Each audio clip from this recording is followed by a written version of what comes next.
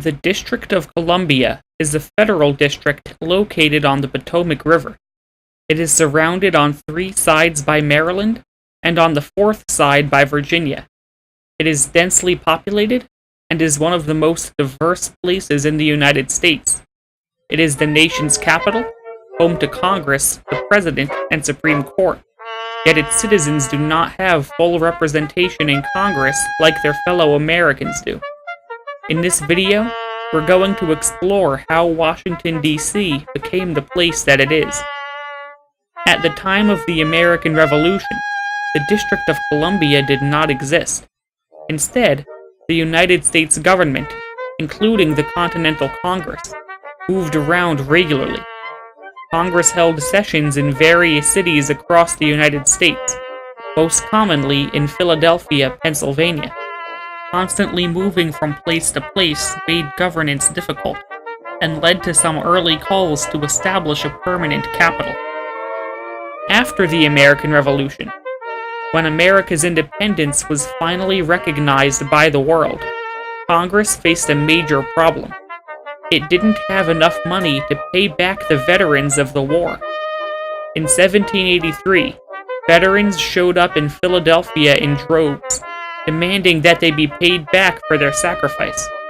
Members of Congress feared for their safety, so they asked the governor of Pennsylvania to deploy the state militia to help protect Congress, but the governor refused.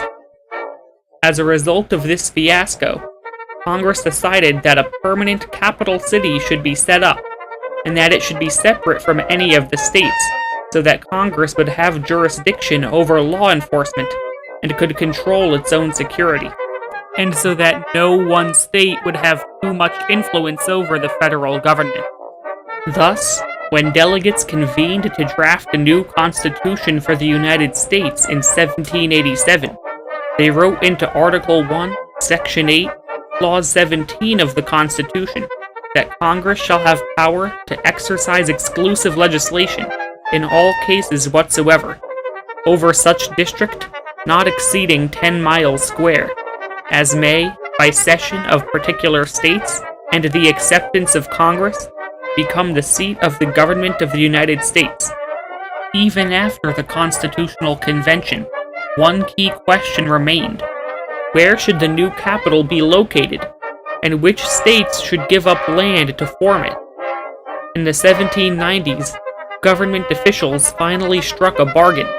In exchange for the federal government assuming the debts of the states, a policy that heavily indebted northern states wanted, the capital would be located in the South.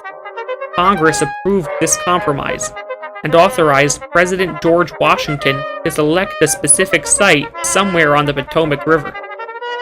The president selected a site in the vicinity of the cities of Georgetown, Maryland, and Alexandria, Virginia, so that both would be included in the new federal district. The state governments of Maryland and Virginia readily agreed to the location, because although it meant giving up some land and population, it also meant they would have easy access to the country's seat of power. Thus, a federal district was formed, which was named the Territory of Columbia. The federal district was shaped like a perfect diamond, with each edge running 10 miles, and it straddled both sides of the Potomac River. 40 boundary stones were placed along the edges of the federal district to mark its borders, and most of those stones still stand today. Congress officially assumed control of the district in the year 1800. A little-known fact about the federal district is that it originally had multiple cities and counties in it. There was the city of Alexandria on the Virginia side of the Potomac River, and the city of Georgetown and city of Washington on the Maryland side of the river. The city of Washington was brand new, specifically designed by Congress to host the federal government buildings.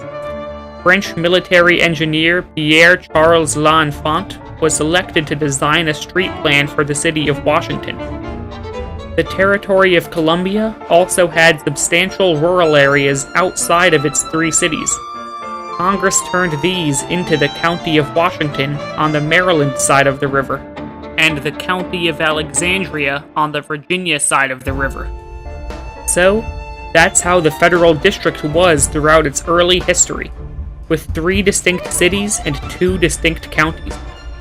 However, not everyone was happy with the new political reality, especially not the citizens of the new territory of Columbia. Their country had just won a revolution fighting to end taxation without representation, but problematically, the Constitution only allows states to have senators and representatives in Congress. So, by being moved from a state into a federal district, these citizens lost their representation. Compounding the problem was that the district is controlled directly by Congress, unlike any of the states. So, the people most directly controlled by Congress had no representation in it.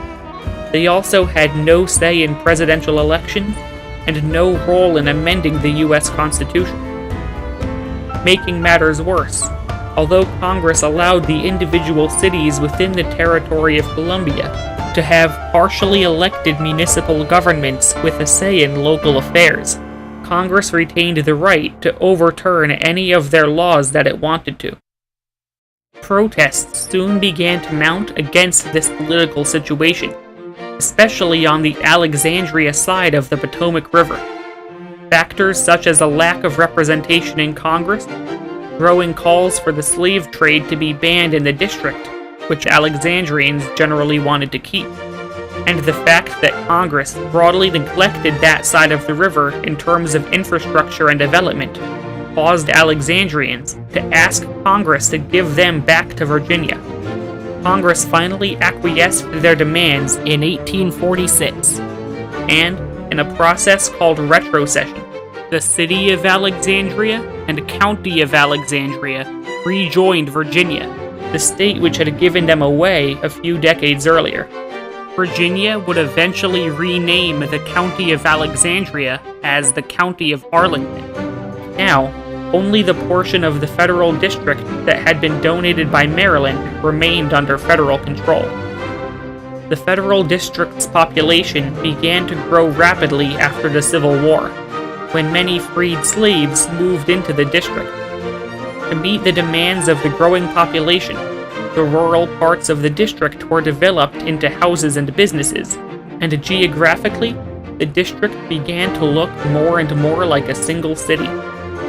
To match this new reality, in 1871, Congress abolished the distinct cities and counties within the district and consolidated the entire district into a single city of Washington. It also renamed the territory of Columbia as the District of Columbia. That's why today, the nation's capital is called Washington, District of Columbia, or Washington, D.C. for short. As D.C.'s population grew, activism to gain political rights for the district citizens gained steam.